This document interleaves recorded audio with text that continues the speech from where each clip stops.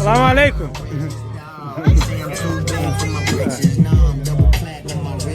Eden alive. Yeah.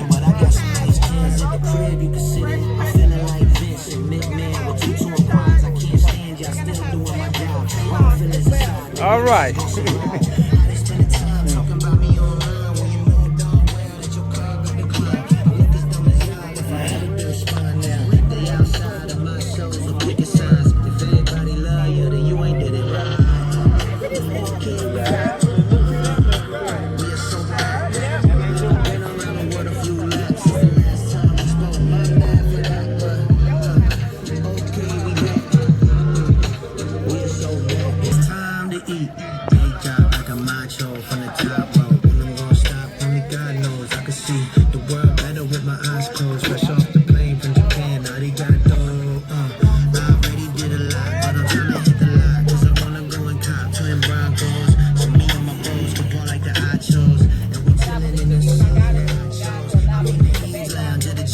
Hello. Good morning. You dancing? Is that your stand? Okay, yeah.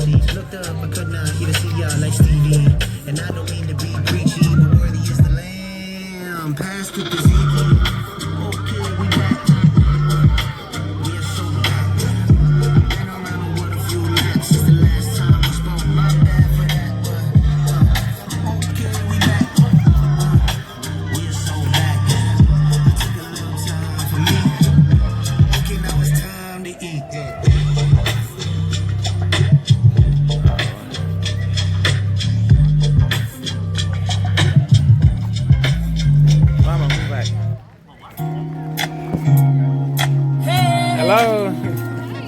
I'm all right. Hey, yeah. Oh. Oh, yeah, yeah, yeah, yeah, yeah, yeah, yeah.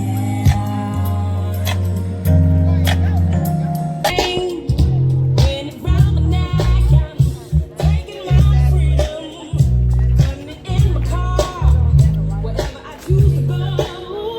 It won't take me far. I'm living my life like it's golden, living my life like it's golden, living my life like it's golden, living my life like it's golden, living my life like it's golden, golden, living my life like it's golden, living my life like it's golden, living my life like it's golden, living my life like it's golden, living my life like it's golden, golden.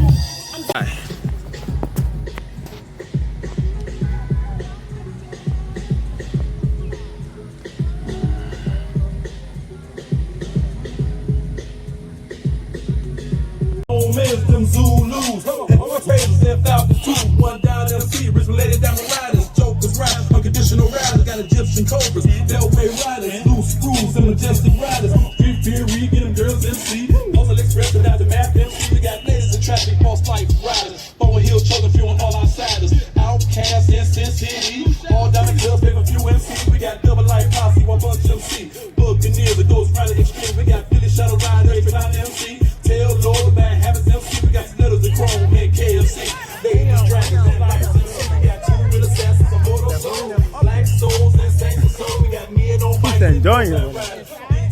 Yeah, no, it's over there. All the hawks, them hell lovers, rough tribes, them #1 sons, Thunder Guards, them Buddha, MC, rare gems and Calvary, we got Mission Impossible, Lunatic MC, Buffalo, so still working MC, Name Dean Guns and Glory C, Big Affliction, Diamond Divas MC, we got nice talkers, unleashed riders, General Story, unique divers, now walk into your ride, now move it on up, now walk into your leg, now bring it on back, now kick with it, how about it, now kick with it, step to the right, now slide with it, turn to your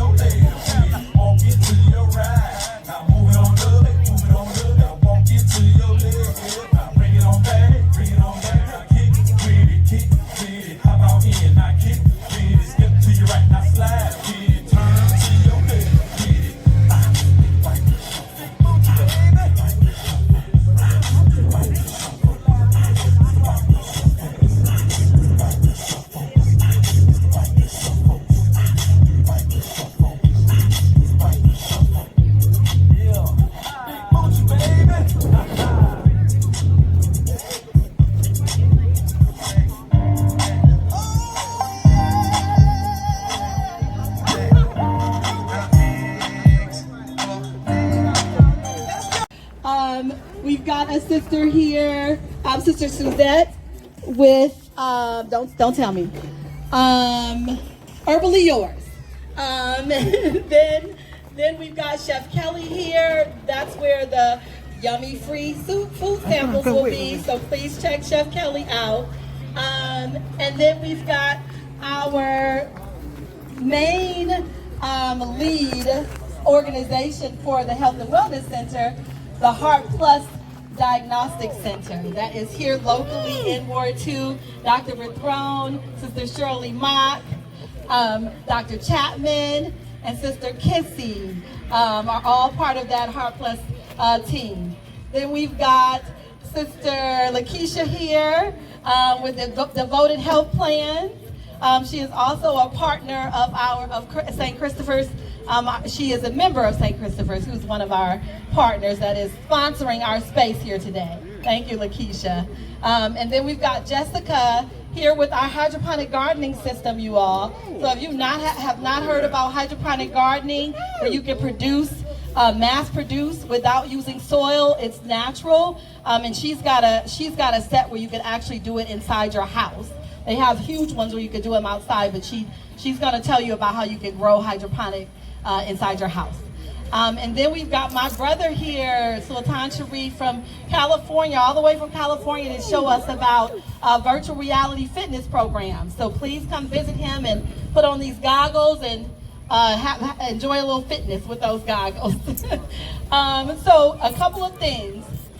There are some agendas that are at this beloved community table. They're at the front table there with the lovely Sister Muna, who is standing up with the beloved community, the orange beloved community shirt. There are some agendas there for the run of show if you all want to be able to keep up with how our program is going this evening.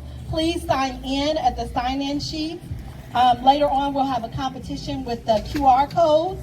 So hopefully, you all take notice of the QR codes on the various tables. We'll have a competition. We have some lovely prizes that we're giving away today. A couple of them are complimentary massages, a grocery gift card, a wellness gift basket. So pay attention to all of the different things we'll be doing for our drawings.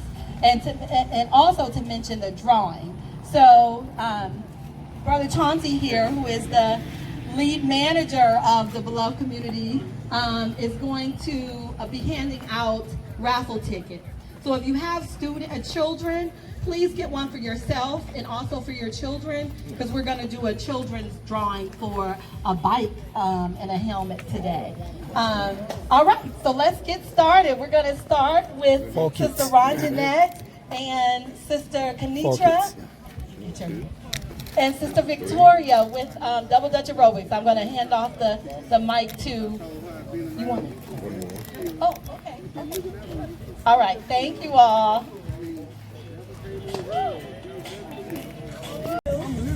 A jump combination. I'm going to do it first. And you just watch. And then I'm going to let everybody do what you think you saw me do, okay? Here we go. 1, 2, cross, open, cross, open. 1, 2, jump out. All right, let me see you do it. 5, 6, 7, 8. 1, 2, cross, open, 1, 2, jump out. All right, so we're going to break it down into steps. The first step, 1, 2. Okay, let me see everybody do that. 5, 6, 7, 8. 1, 2. Good job. Next Let me bounce. 1, 2, cross. Okay, 5, 6, 7, 8. 1, 2, cross. Perfect. Next step. 1, 2, cross, open. 5, 6, 7, 8. 1, 2, cross, open. Awesome. Next step. 1, 2, cross, open. Cross, open. 5, 6, 7, 8. 1, 2, cross, open, cross, open. Fabulous. Next. 1, 2, cross, open, 1, 2. Next step. 5, 6, 7, 8. 1, 2, cross, open, 1, 2. Let's do that one more time. 5, 6, 7, 8. 1, 2, cross, open, 1, 2. All right? And the last step. 1, 2, cross, open, 1, 2. Jump out.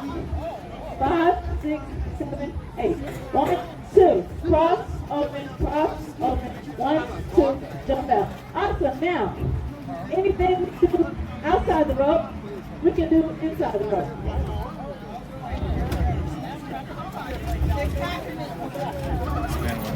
All right, yeah, thank you. Yeah. We're going to demonstrate it for you.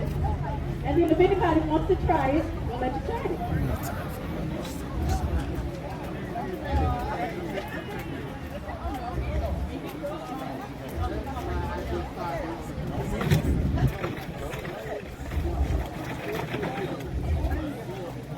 One, two, cross, open, 1, 2, jump out. Awesome, y'all give her a hand.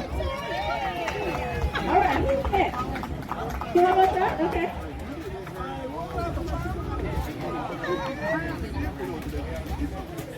Let me know when. Set, okay.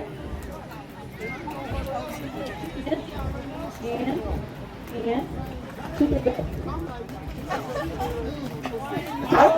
So, are you ready?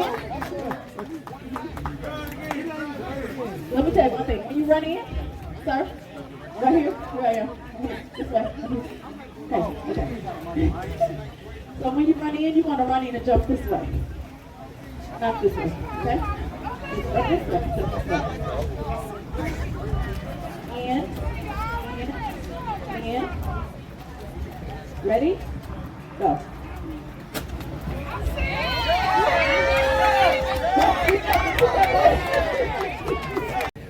So it's important that you get all elements in play. Something as simple as sleep deprivation, okay, can actually soar the blood pressure up, or sleep apnea and obesity and weight, okay? So know what your problem lists are, break them down, and don't just go with peel and pocket approach first. There's a lot of nutritional aspects that deal with what we're talking about, and a lot of that is integrated. I have collaboration with a person that's going to come up later that's going to talk about nutrition in different settings and talk about the good foods to eat. So I'm going to pass it around, and I'm going to say that to my right, the aspect of the mind and the heart, or the brain and the heart, has an interesting connection that most people now are starting to now wake up on, dealing with the autonomic system. They talk back and forth to that, like pillow talk. And these dynamics that we see control your heart rate, your blood pressure, your mood, and all aspects that deal with that. So we are what we eat, we are what we think. And by virtue of that, we need to really be better informed on that. Thank you all for listening. Move forward. My 10 is there. Please ask questions and get more information. We'll be here. And I'm also on radio. So for all that are on here, I do want to have a connection with you through Ms. Mock, my office manager there, to get your contact so we can have an explanation of this more laid out, and we can talk more on the radio. What is that bag? Thank you. We actually grew up here, going to North Jackson Elementary right across the street. And it's really great to be back home. I brought with me, we drove in last night with the kiddos, and Dr. Opala, who's back in the tent there. This is her first time in Mississippi, and she's really excited to be here. So please go and meet Dr. Mona and talk to her. So I'm here today to talk just a little bit about brain health. So as mentioned, I'm a stroke neurologist, and a lot of what I do is talking about the brain and how to prevent stroke. And another thing that's really important for our community, in addition to all the risk factors that are risk factors for stroke and heart disease, these are also risk factors for dementia. So in addition to seeing more heart disease in our communities, more stroke in our community, we're seeing more dementia in our community, and really at a very early age. And the leading risk factors for dementia are the same leading risk factors for heart disease and stroke, and especially high blood pressure. So, a lot of what we do, so we're checking blood pressures. It's the biggest risk factor for stroke. It's the biggest risk factor for dementia, and not only here, but globally. So, it was mentioned already some of the many different risk factors. We talk about brain health in terms of prevention. So how do we prevent those risk factors from developing? And a lot of that is lifestyle. So, what we eat, how much we move, kind of how we deal with stress, but also how social we are. Being social is a really protective from dementia, as well as from some of the other vascular risk factors. But then also, how we're sleeping. So all of these things are really important for prevention. And then if we develop things like high blood pressure, which we know are very prevalent in our community, and diabetes and cholesterol and excess weight, and really managing those the best we can, always starting with the lifestyle things and then supplementing that if needed with other types of treatment. So the last thing that I'm going to talk about today, and I would be happy to take questions, is, yes, I'm going to let you do your part. So the two different types of stroke, the most common type is when a blood vessel is blocked, goes up and it kind of prevents oxygen from getting to the brain. And whatever kind of that function of the brain, that function of that part of the brain is, then you lose that function pretty immediately because those brain cells are so susceptible and so sensitive to not having oxygen. So the ischemic type from a blockage is the most common cause in the United States, about 85%. The hemorrhagic stroke or the brain bleed is the most deadly type of stroke, and that's when a blood vessel bursts in the brain and really prevents oxygen from getting to the brain and causes toxicity. So there is an acronym that we used for people to remember the signs and symptoms of stroke, and Ms. Zainab here is going to teach you guys that how to remember the signs and symptoms of stroke with a little tune that she made up. Are you ready, Zainab? Are you ready? No.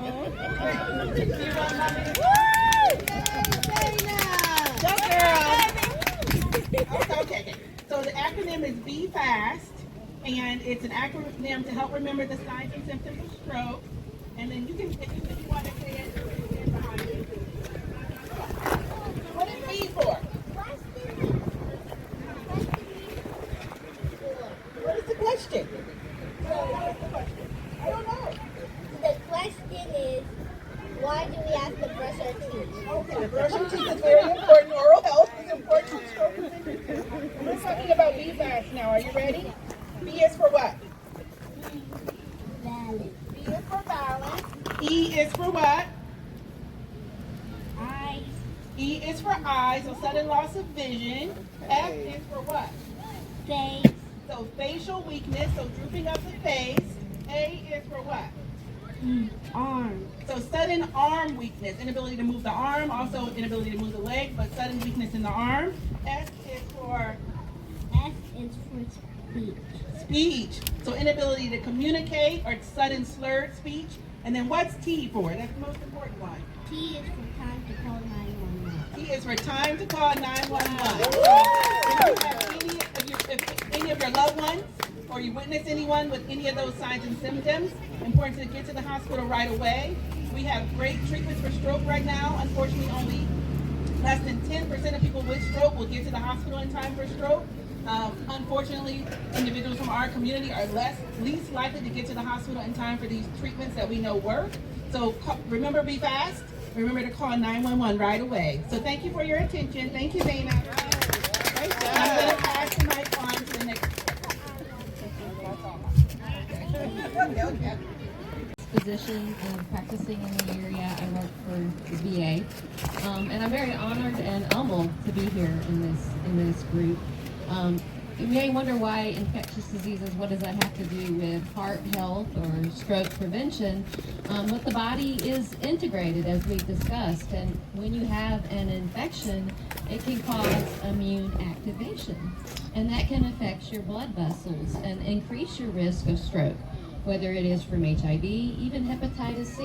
In fact, if you have hepatitis C, it can actually be treated with medications and cured. Many people aren't aware it can be completely cured.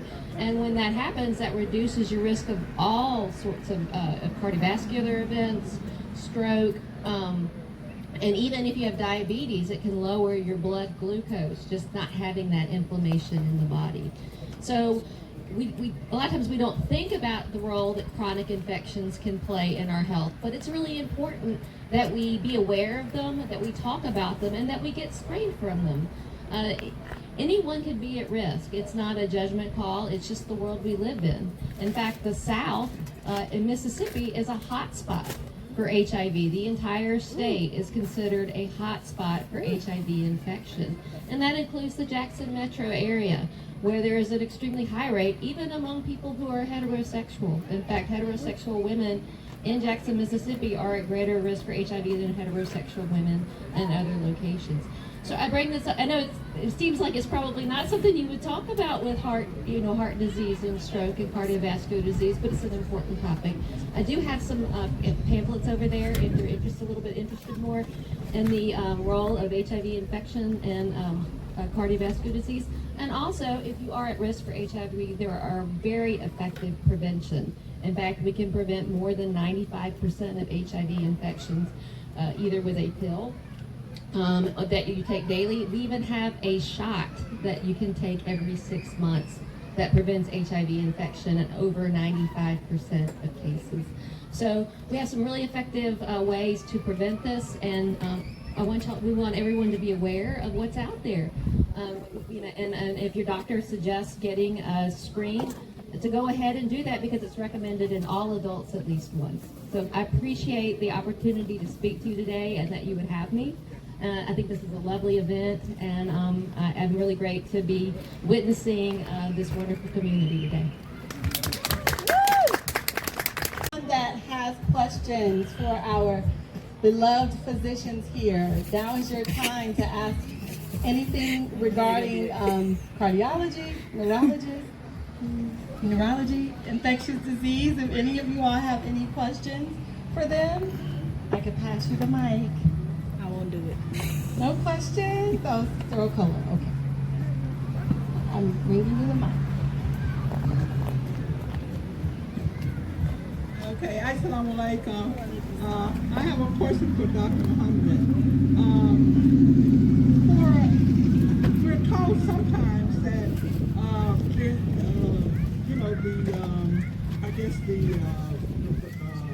I'm trying to think of what you call it, the blood pressure ratings. Well, the heart rate. Yeah, that sometimes for African Americans, it might, there's kind of like a different standard in terms of that, exact average that you say, which is 120/70. Is that so?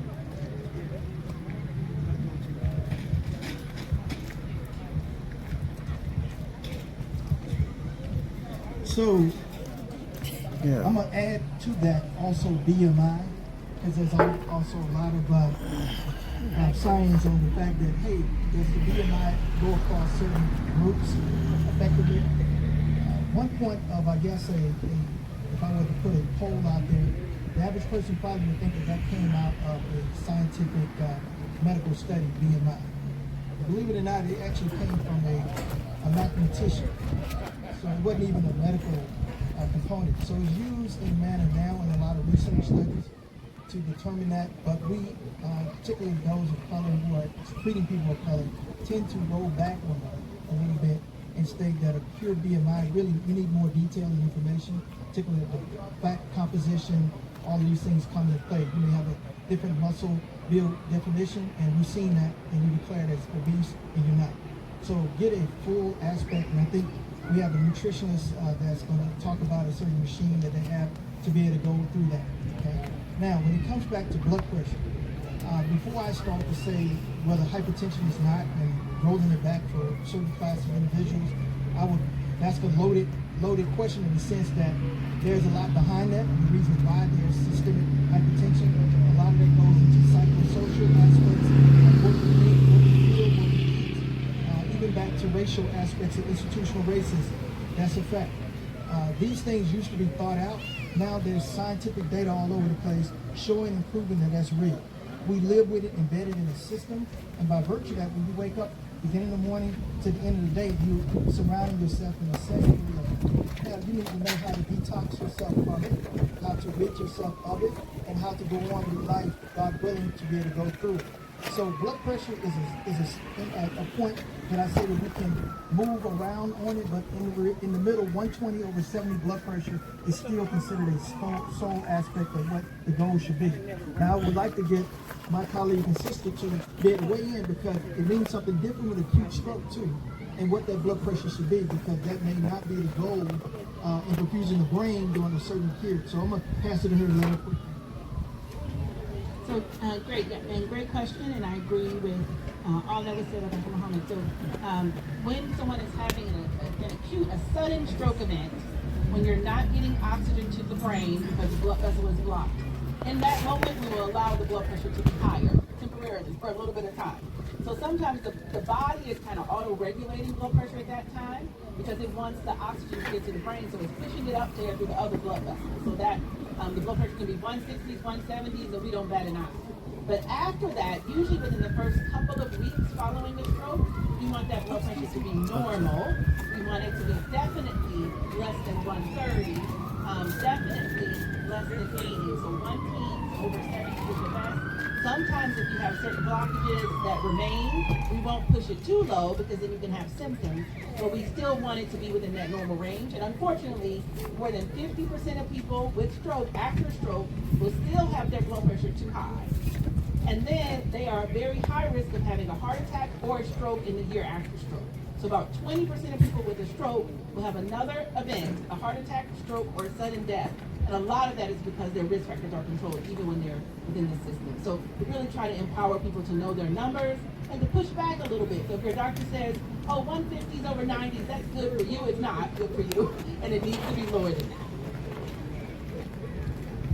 We're on the stage. I'm going to take the executive liberty of asking a question to my colleague to the right, dealing with the fact of the connection of infectious disease and cardiology and health and brain health. Dental disease, bacteria in your blood system and the implication on the heart valves and the connection. Can you? Extremely important. People don't realize how much infections in your mouth, an infection in your mouth can affect your overall health. You can have bacteria in your bloodstream from a rotten tooth, from a tooth that has from dental caries, and that can cause an infection on the heart valve called endocarditis, which damages the heart valve and is very difficult to treat. You have to be on antibiotics for 6 weeks. You often have to have your heart valve replaced. It's an end-stage complication that can be prevented with regular dental care. So regular dental care is an important part of overall health. So yes, thank you, sir.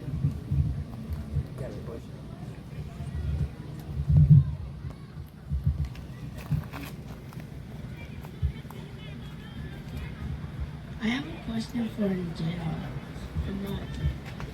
The older you are, does it increase your weight that you're getting stroke?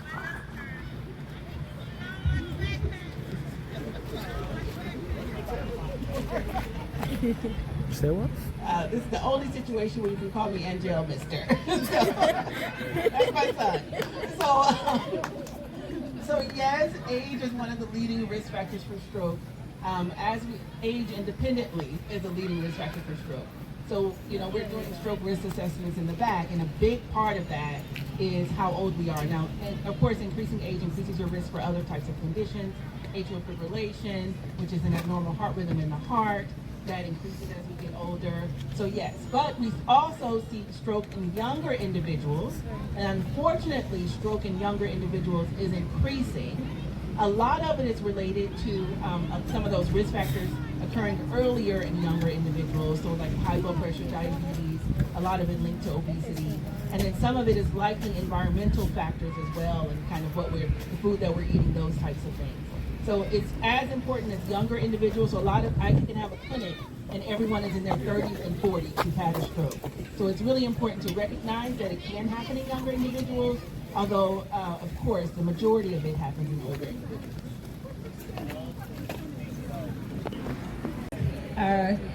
Matthew Haynes is a massage therapist.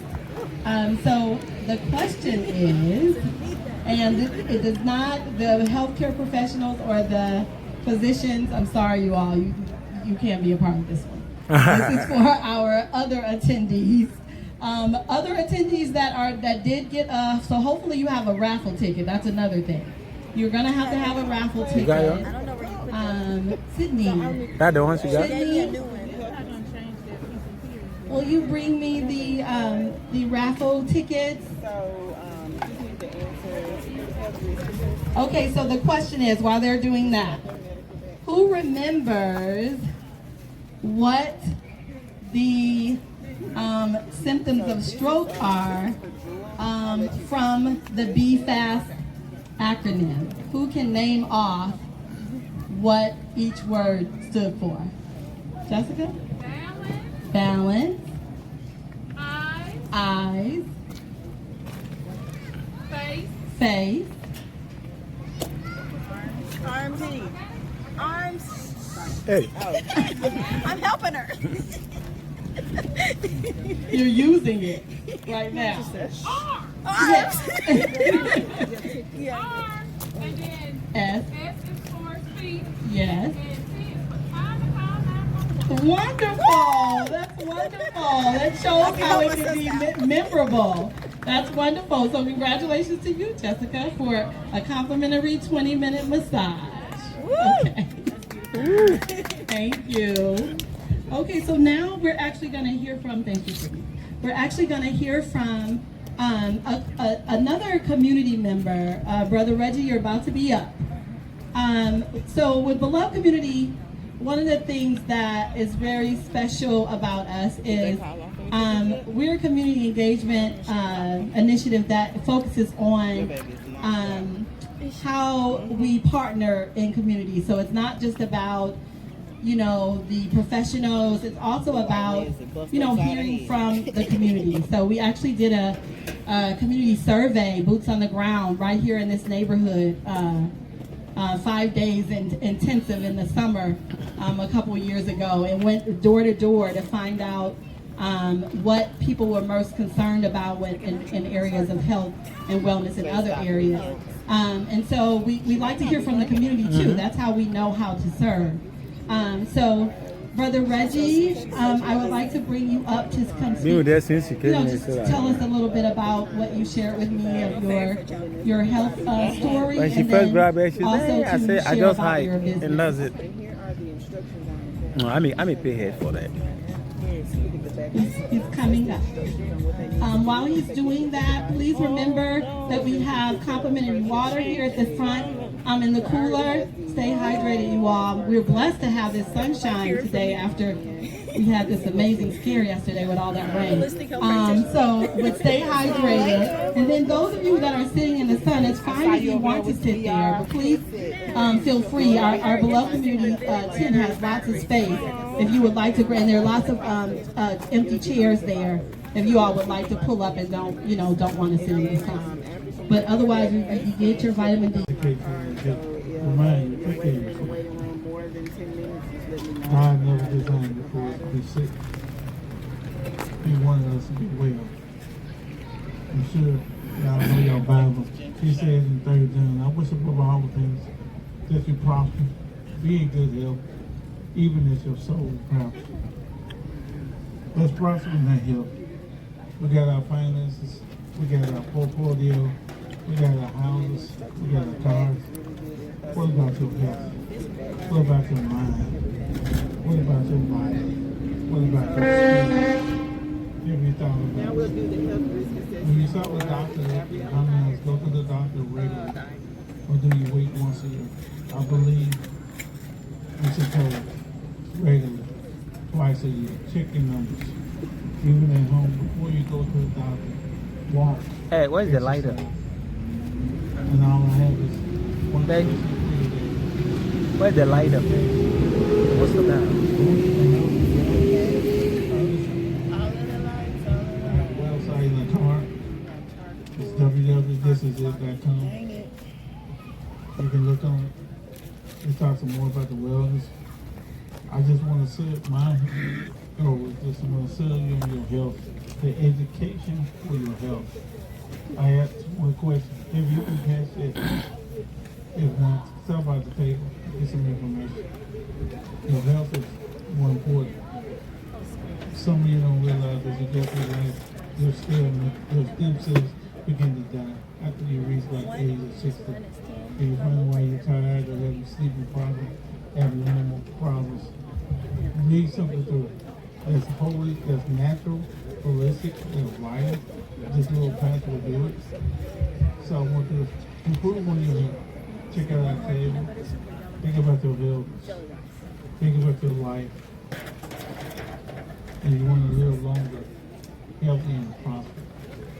Just take a minute throughout the day, put it in your schedule to walk, drink 2 bottles of water, you know. And then while you're waiting on your doctor's appointment, exercise at least 5, 10, 20 minutes, and you'll see an improvement. You can do something, just squatting in this chair, sitting in the chair. There's videos online, YouTube free. Just sit in the chair, exercise, kicking your leg out, back and forth. My testimony, I came from a wheelchair in a right amputation. While I was going through rehabilitation, and it just gives us back to rehabilitation. Think about your health. My message is to think about your health. Again, I'm telling you nowadays that education is your health. Even though we have doctors, a lot of them are not really caring about your health. They want to give you a pill, education. No knocking on doctors. Please go to them first. But see what you can do naturally to rebuild your health. Like the lady over here with the evening live, you know, see that stuff you can drink with the ginger and stuff. Work on your health. Let that be a first priority. Get your spirit right. Get your mind right. Now get your body right. You got everything else is right. Let's work on our spirit and our body. Let's do something about it. I don't want to keep you long. That's all I have to say. Thank you. A flyer with him, and he reached out and just shared a little of his story. And so he was very passionate about how we tend to become complacent and overlook the important various parts of our health. So the way he spoke, I was just like, it would be great if he could share. So thank you for receiving him. He spoke about spiritual health. So one of the things I wanted to, this event was all about trying to showcase the various parts of our health and wellness. And so spiritual health is just as important. And so earlier, I did not announce one tent because the brother who has it is my husband, and he has been here with me since 7 this morning setting up. So he didn't get a chance to set up his own booth, but now he has, after everyone got settled. So I just want to mention Salahuddin Consultants, The Light Within. So he has, my husband is a chaplain, a Muslim chaplain at several of the correctional facilities, males and females, in Mississippi. And he has his books on sale, The Light Within, Faith in Action, and the new one that he literally just put to print last week, Built Under Pressure. So please come see his tent. His focus is on spiritual wellness. He has an amazing story, and his spirituality is really what brought him through. So know that spiritual wellness is also important. Okay, so we're gonna take just a 5-minute break just so that I could get the next set of healthcare professionals and physicians prepped to come up to share with you, and that's the area of behavioral health and mental health, which everybody I'm sure is looking forward to as well, because we're dealing with so much right now. So our DJ is gonna play for 5 minutes, and then I'm gonna bring up our next set of physicians and healthcare professionals. Thank you.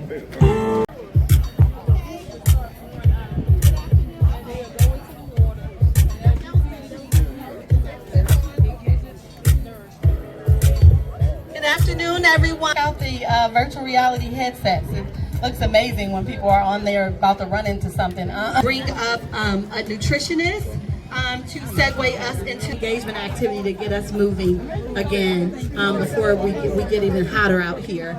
And then we'll have our Kiski Bolton. She's a registered dietitian specializing in weight management and wellness.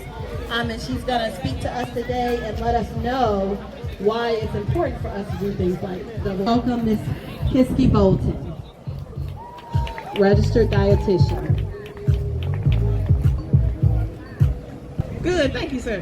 How y'all doing? My name is Kiski. I'm a regulate how old I am, but been doing this for a while. So today I was asked to speak about nutrition, which is very wide, very varied. But Dr. Bertrand mentioned that weight it's always on mostly everybody's mind. I know it's on my mind too often, but sometimes we are overly focused on the number on the scale and less focused on our actual body composition. And so what can happen is we can get too encompassed in a number and not be focused on the actual composition of your body and how much muscle mass you have. So as we get older and as we get more sedentary, we try to generally lose weight, but most of the time the weight that we might be losing might be muscle and you remaining fat. And so you can actually make it easier for your body to gain even more weight with your attempts to lose weight. So what you actually want to know is not just the number on the scale, and we use the term know your numbers all the time. We use know your numbers for your blood pressure, for your lab work and things like that, but you actually want to know how much muscle mass you have so you can know exactly how much weight you need to lose of fat and the strategies that you can utilize to lose fat. Because many times the way that we, myself included, and I specialize in weight management, calculate how many calories you need is based on calculations that have been developed in the 1920s, in the 1940s, in the 1980s on the average American, okay? So who is the average American? It's white male. Now, they use females as well. They have calculations for females, they have calculations for males. But the calculations are based on their averages at that time, 100 years ago, 60 years ago. And so it's not based on the body composition of many different types of people. And in turn, you can calculate your numbers in an app. You can calculate your numbers using these equations that I learned long ago. And they are correct. The numbers are right. But it might not be right for you, because the muscle mass that you have may demand more calories. And so when you then try to eat the number that is prescribed, you're hungry. And you assume that you're greedy. And you could be. We all could be. But lots of times we are under eating in calories and most definitely having a poor quality diet. The quality of your diet matters so much more than the quantity that you eat. Because many times if you find yourself overly hungry, eating all the time, you are not eating because you are not physically full, because you have not increased the volume of your stomach. You are eating because you are not satiated. And satiation and fullness are not the same thing. Fullness is when I have filled up the volume of my stomach and I'm leaning back and I'm full and satisfied. And how many people know you can get totally full on McDonald's? And when you gonna get hungry again? 1 hour, 2 hours. You're gonna get hungry again right then. Do you know why? Because once you have given your body those carbs, that fat, that protein, it starts to say, okay, well any day now I'm gonna get some calcium. And any minute now, that magnesium's gonna come on through. And we're gonna get some phosphorus too. And it's looking for vitamin D, and it's looking for vitamin A, and it does not find it. 1 second. Oh, okay.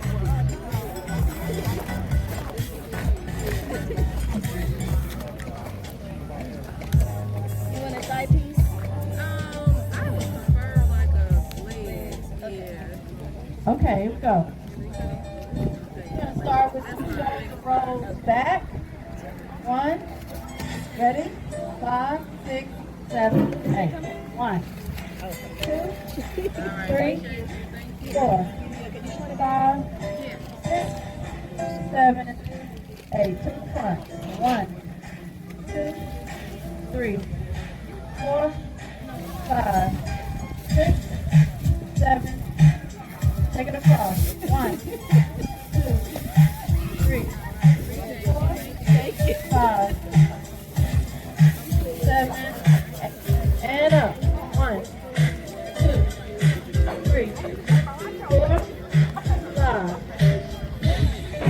7, 8. High knees. 1, 2, 3, 4, 5, 6,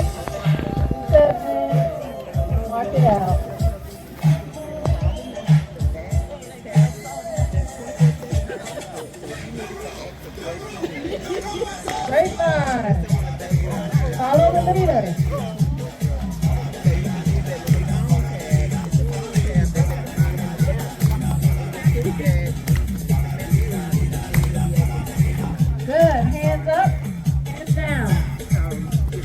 Up, down. One hand in the air.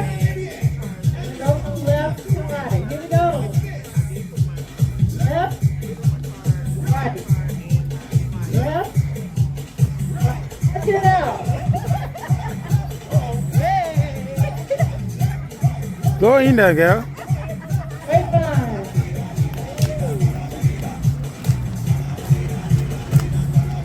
Go in there. Somebody come.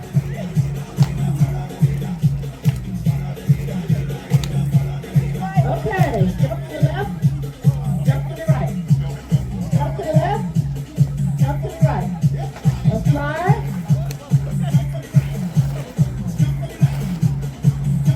All right, now clap and wave.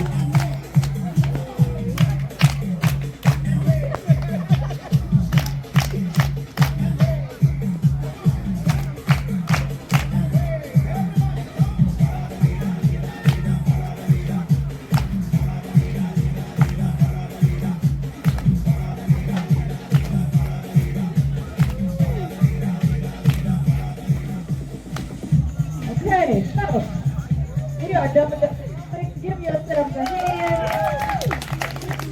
I'm going to teach you a short jump combination to do together. And then anything we do outside the rope, we can do inside the rope. Okay, so I'm going to do it first, watch, and then I'll give you a chance to do the few things you saw me do, okay? So, watch. 1, 2, cross, open, cross, open. 1, 2, step out. All right? Let's keep good. 5, 6, 7, 8. 1, 2, cross, open, 1, 2, step out. All right, we're going to break it down. 2 hops. 1, 2. Okay, let me see you do that. 5, 6, 7, 8. 1, 2. Good. Let's do that one more time. 5, 6, 7, 8. 1, 2. Awesome. Next step. 1, 2, cross. Okay, let's do that. 5, 6, 7, 8. 1, 2, cross. Good. Let's do it again. 5, 6, 7, 8. 1, 2, cross. Good. The next step. 1, 2, cross. Open. 5, 6, 7, 8. 1, 2, cross. Open. Good. Here we go. Next.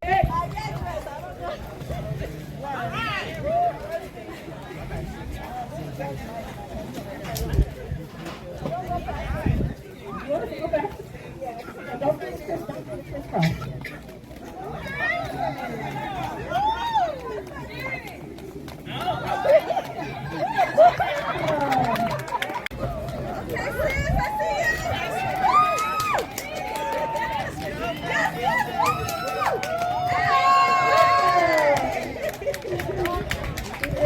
Okay, anybody else want to jump?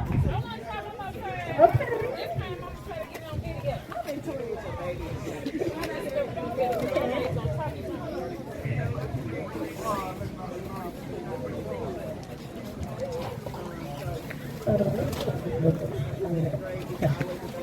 Start jumping. 1, 2, keep jumping.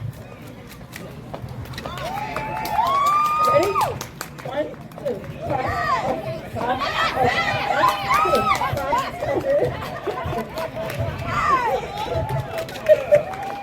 open. We have this amazing gift basket, and I'll tell the winner what all is in it once we get someone. So this one actually also doesn't take the tickets, you all. The next two will. I was intending to do this one later, but I want to do it while we have a decent number of people here. So this is actually a QR code challenge for this wellness basket that has so many goodies in it. We have QR codes on we should have one on just about every table. Definitely starting from the Beloved Community table back.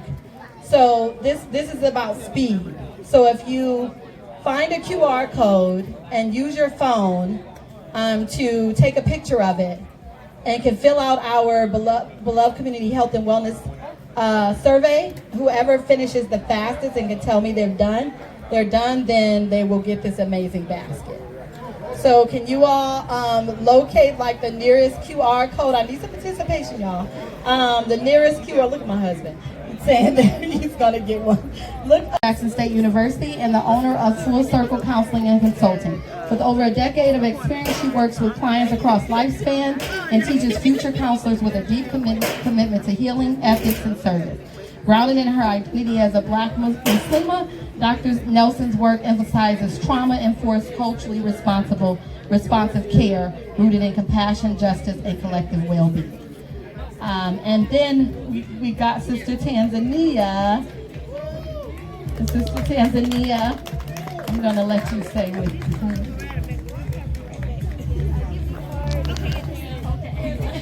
I'm Sister Tanzania Muhammad. I'm a psychology counselor and life coach at HeartQuest Diagnostics. My background is in clinical mental health counseling. I have 16 years. I'm sorry, 10+ years of experience. I also am a diabetic auditor. Some people are familiar with and partaking. I have 16 years of experience in that area. Thank you, Sister Tanzania. I saw my last one. Okay, so I'm coming back. I'm getting it, but I'm coming back. start off, Dr. Usman. Assalamu alaikum, peace to all of you. So like Sister Najla said, I'm a psychiatrist and I'm very happy to be here. Thank you so much for the invitation. I actually grew up here in Jackson. I used to work at UMMC for 2 years and then I transitioned to an online private practice. It's completely remote.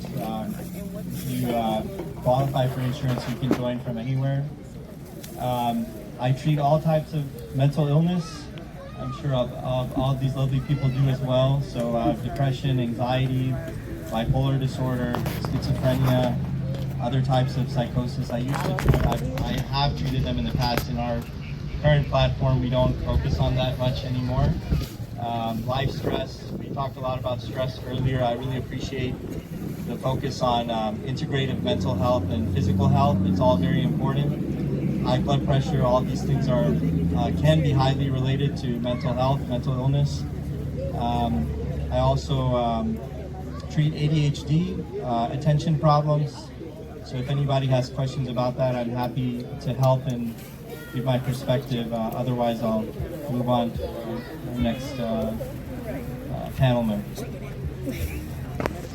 Greetings, everyone. I am Dr. Jamaica Chapman. I'm a psychiatric mental health nurse practitioner. Just a little bit about my background. I started nursing in 2010. I climbed the nursing ladder. I've done ICU and ER prior to becoming a psych mental health nurse practitioner. My focus is to come up with a blueprint for patients when they come to me. Collectively find a shared goal of what your desire is for finding your identity. What the problem is, there's a great level of accountability for clients when they come to me because the goal is for me to help you. I don't heal anyone, I just provide a service.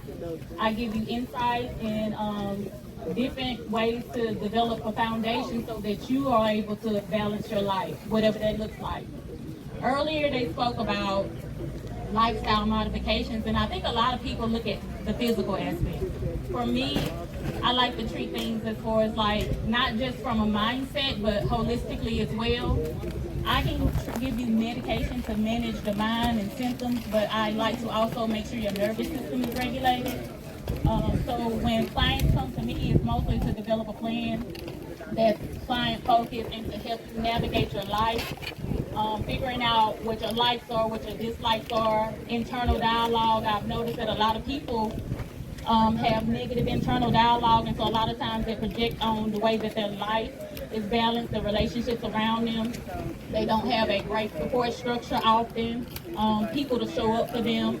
And so basically we just come up with new modalities to facilitate better processes and ways of thinking. Hi, assalamu alaikum everybody. My name is Amira Nelson, Dr. Nelson. I'll make my students call me that. Some of my clients call me that as well. But I am a licensed professional counselor here in the state of Mississippi and Idaho as well. I am also certified in EMDR, which is eye movement desensitization reprocessing therapy.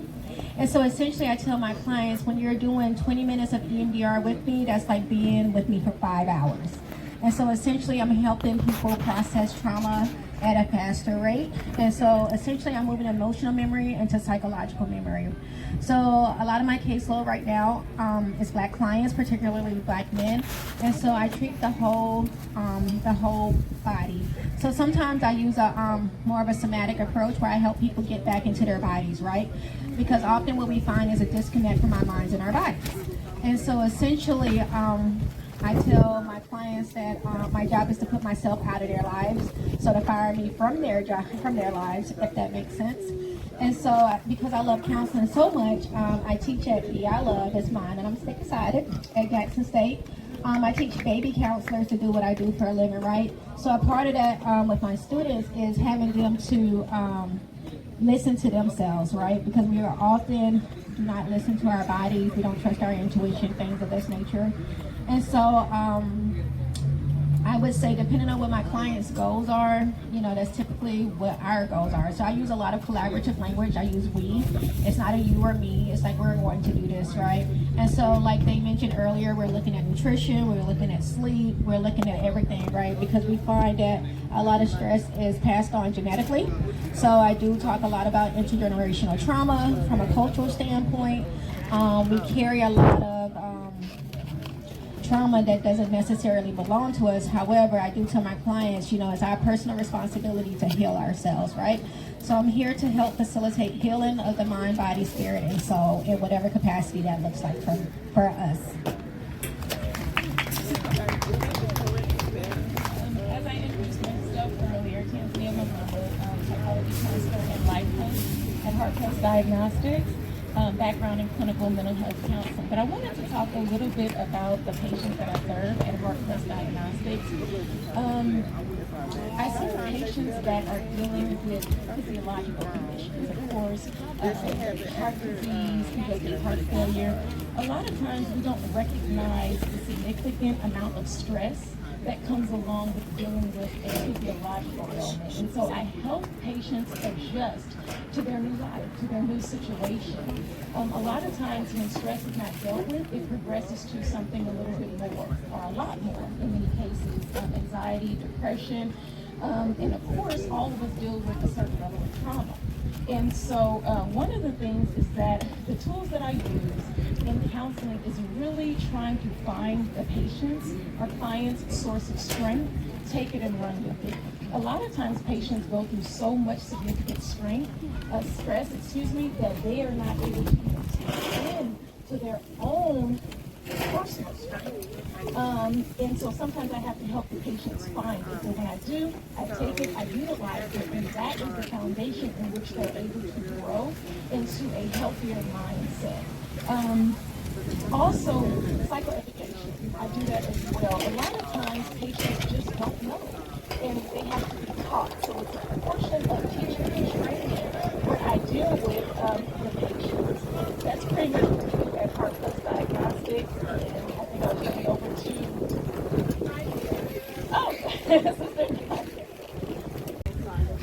Assalamu alaikum. I want to ask Dr. Anthar, and I've been knowing him since he was a very young person. He came up in our community.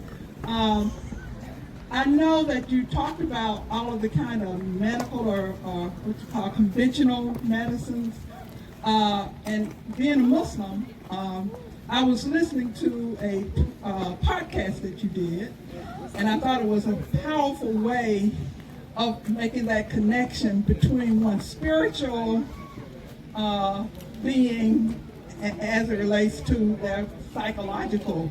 And I remember another Muslim psychologist, I was listening to another podcast, and the interviewer asked her, can you gain medical health, in psychology without treating the soul?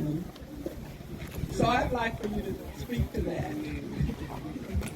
All right, it's a great question. Sister Okolo and Brother Sababu are like family to me.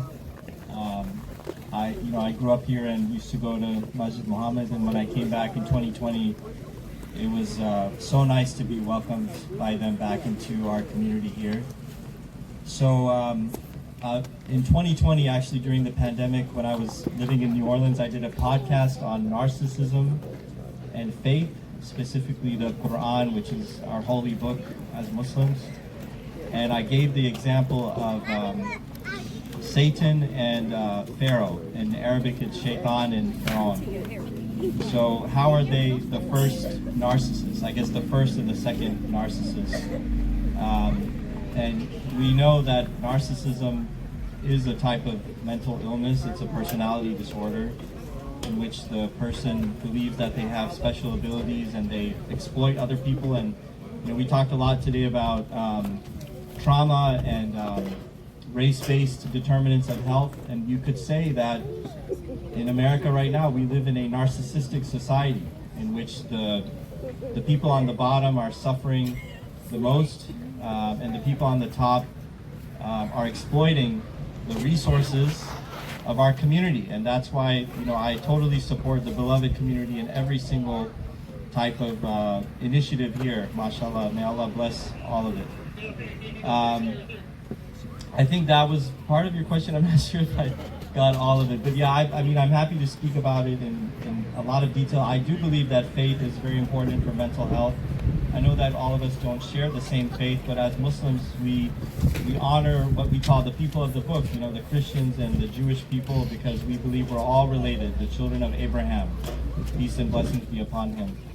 So that means to me, even though I'm a psychiatrist and I trained in a Western model, I look at my understanding and teaching of Islam to inform how I'm treating my patients, even if they're not Muslim, even if we don't talk about faith. What does that look like? It means that I make sure that I fill my patients' medications on time. It means that if I have a patient who is from a lower socioeconomic background, if they're Hispanic or African American, we talk about race.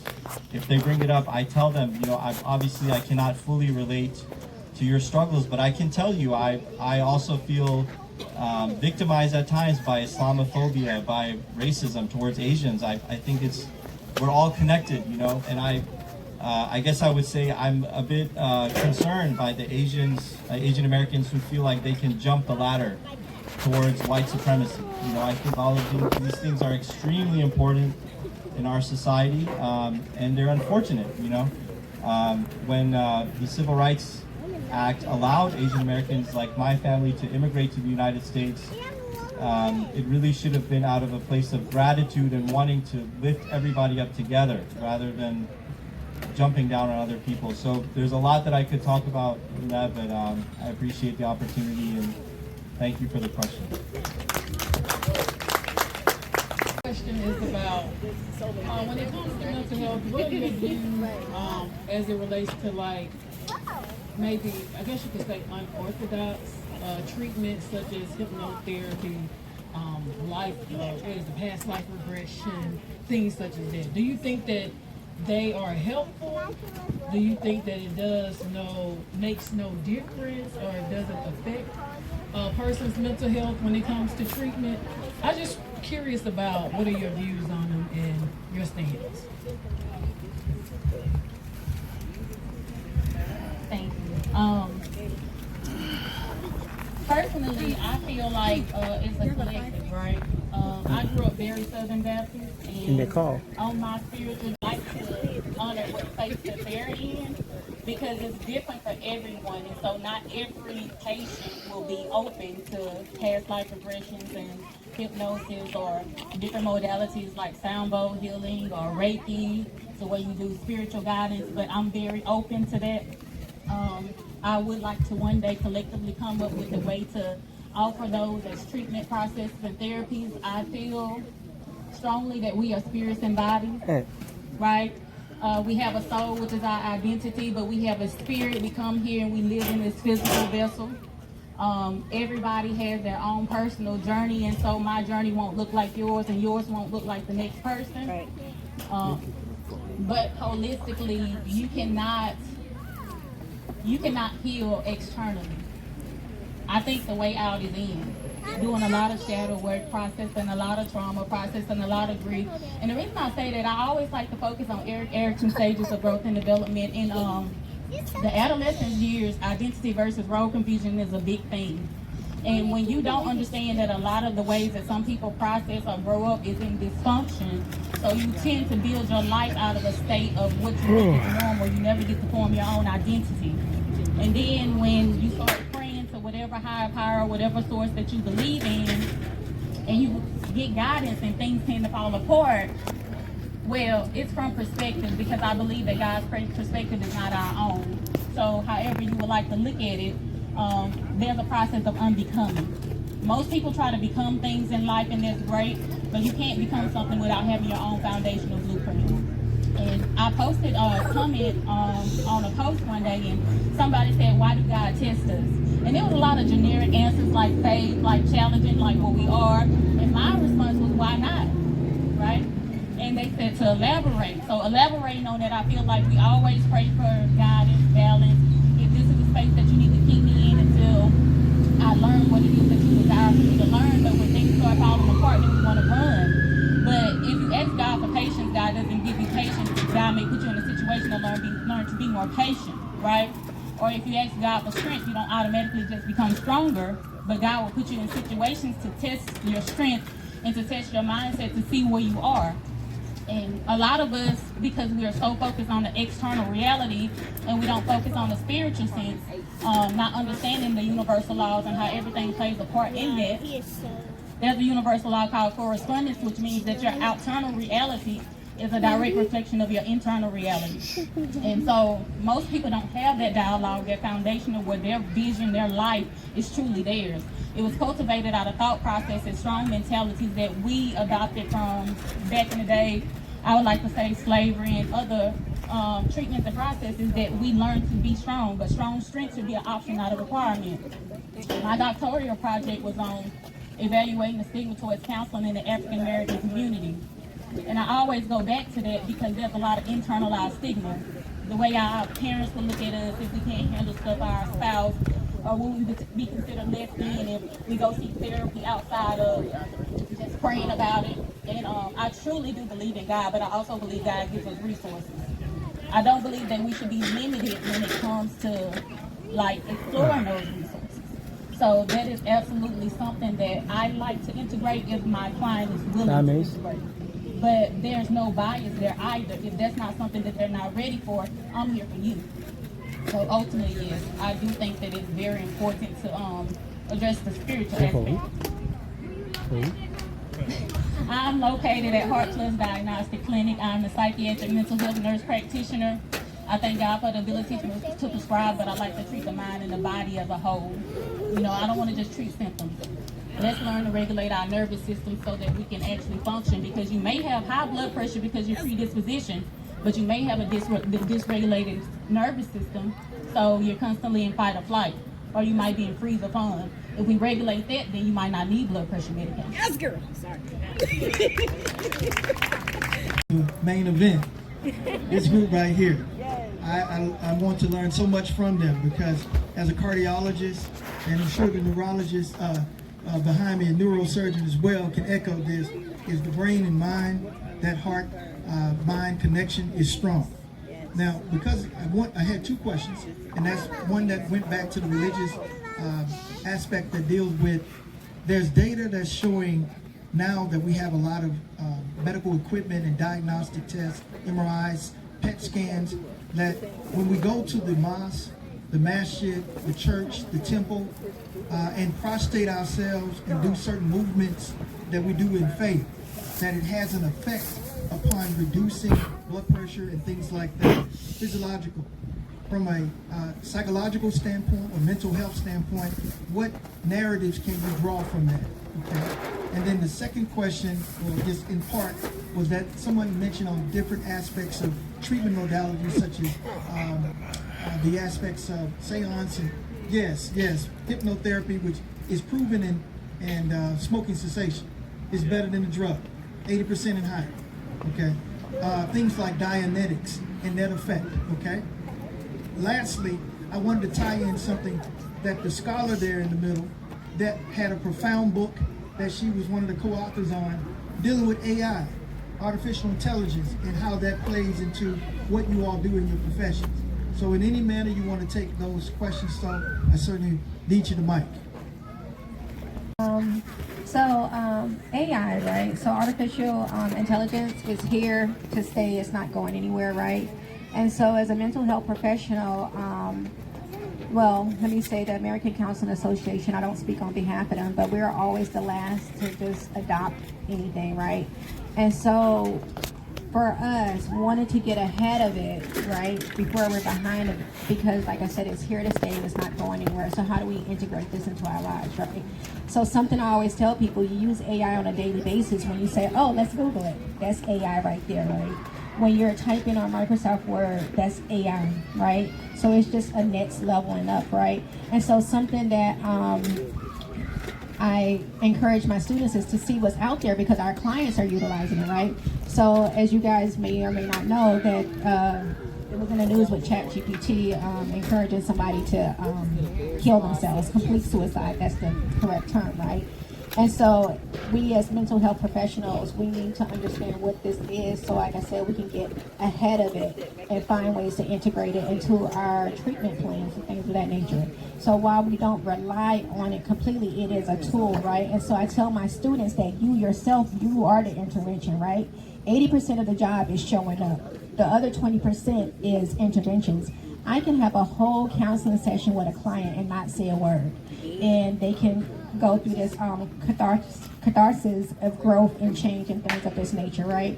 And so when we begin to look at trauma, right, trauma is a normal response to an abnormal situation, right? So meaning your body is doing exactly what it's designed to do, which is essentially protect yourself, right? We learn based off fear. That's how we are all alive here, based off fear. We make very quick associations, right? And so it's not uncommon for me to have clients that say, well, I just asked ChatGPT because I couldn't talk to you, da-da-da-da-da.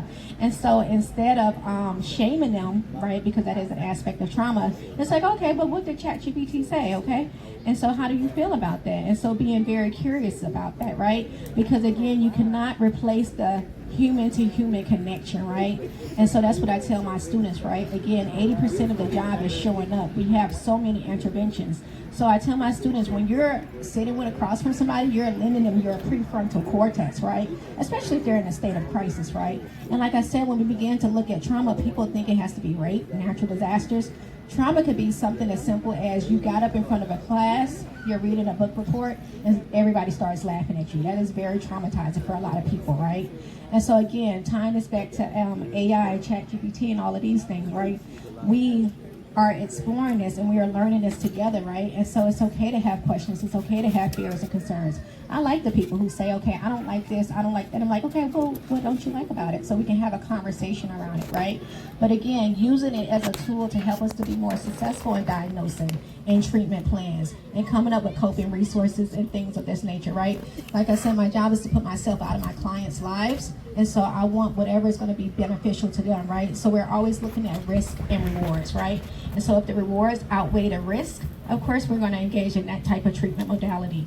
And so like people have mentioned before, EMDR, I use a light bar, right? I know some people use their hands, but I actually use artificial intelligence, right? They have so many cool things out there. And so again, like I said, being curious about it as a form of intervention.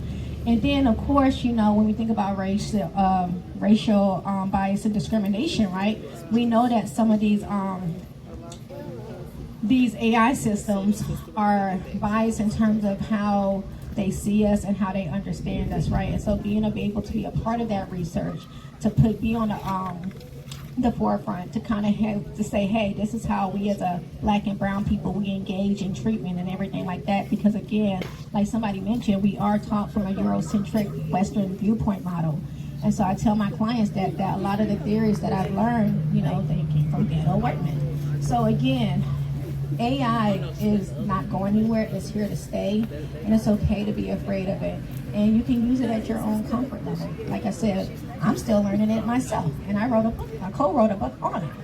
So if you have any questions about AI, you can always ask me. I am the owner of Full Circle Counseling and Consulting, and so what I like to provide clients with the psychoeducation, because I recognize that I'm not everybody's cup of tea, right? So even though I may not be able to help you, let's find somebody who can help you, okay?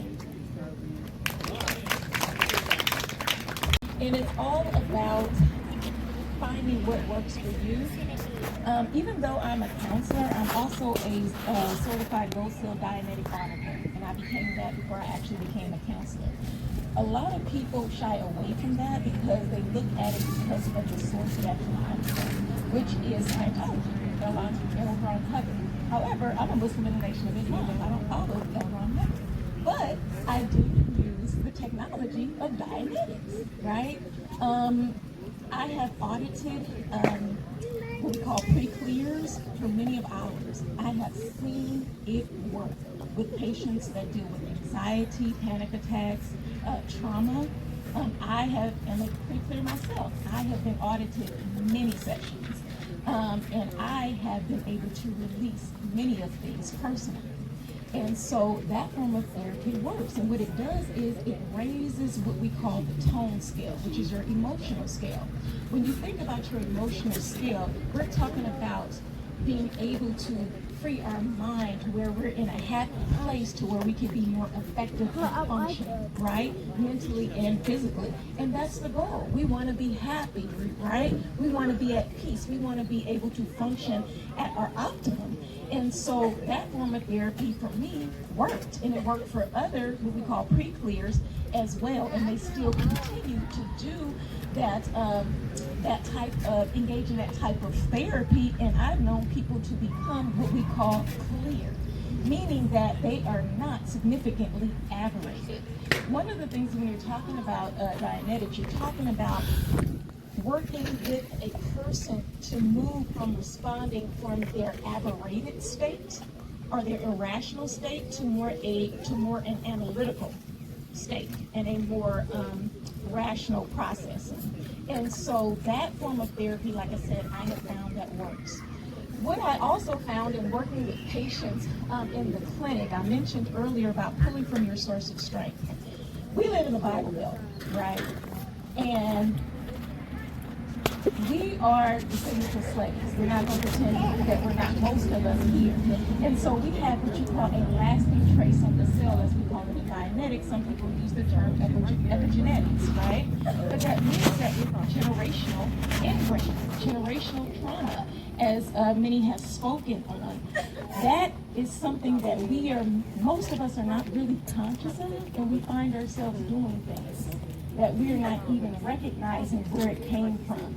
There's a book titled PTSS, Post-Traumatic Slave Syndrome, by Dr. Joy DeGruy. I'm only halfway through the book, but it's a really powerful book because she talks about that generational, like what I would like to call engram of trauma.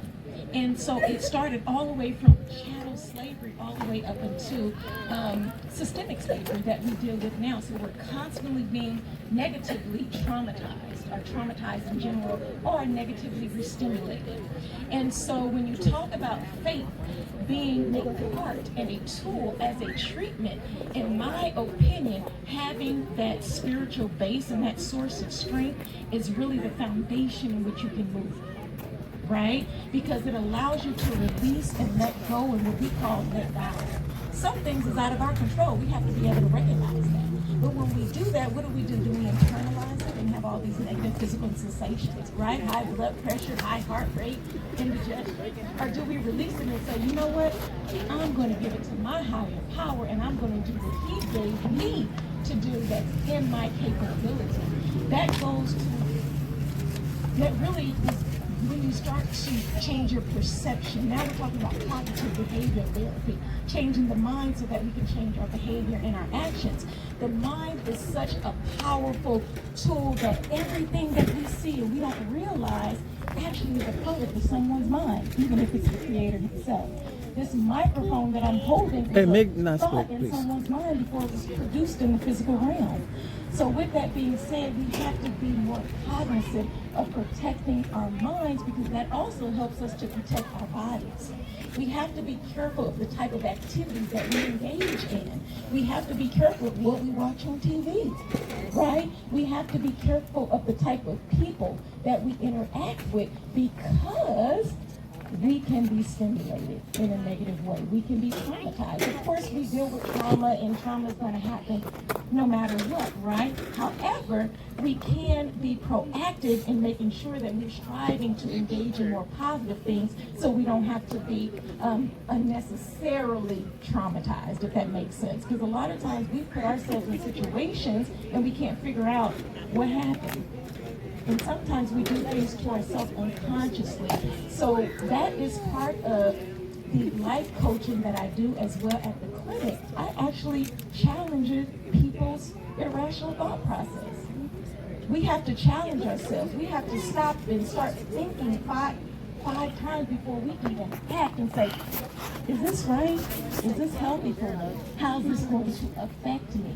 And what that does is it helps to be a guiding force in our life, so that we can maneuver through this terrain of the world that we're in. Our ancestors did the best that they could. They had to learn to control the controllable, and that's why prayer was a grounding force when it comes to, religious coping, especially in the Black community. But when it comes to resources and learning how to create your own identity, Rama, go.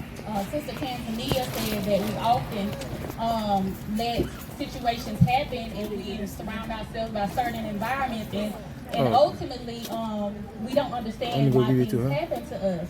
And that's because I have realized that we grow up based off of certain behaviors and perspectives, but ultimately we don't allow, we don't have qualification criteria for people to be in our space.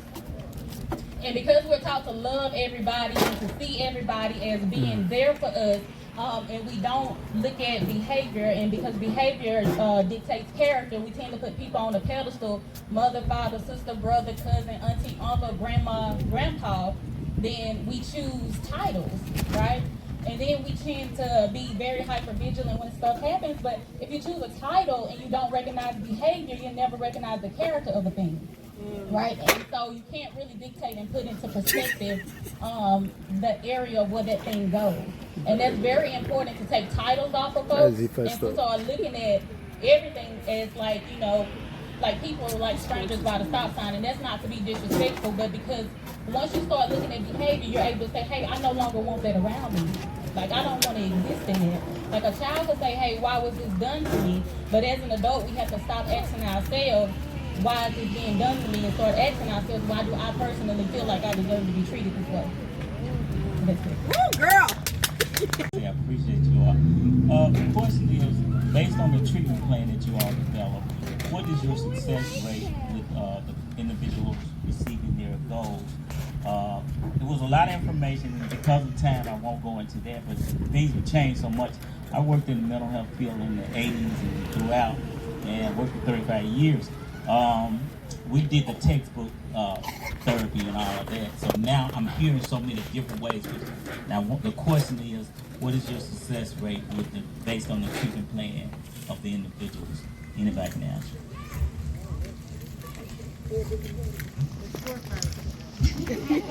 I would say for me, depending on what the needs are and the goals are, I would say between 80 to 95%. My longest client, he's been with me for about 3 years now, I think, and we always are identifying new goals and treatment plans to work on. So it just depends on what the client's needs are as far as short-term and long-term goals for me. So 80 to 95%.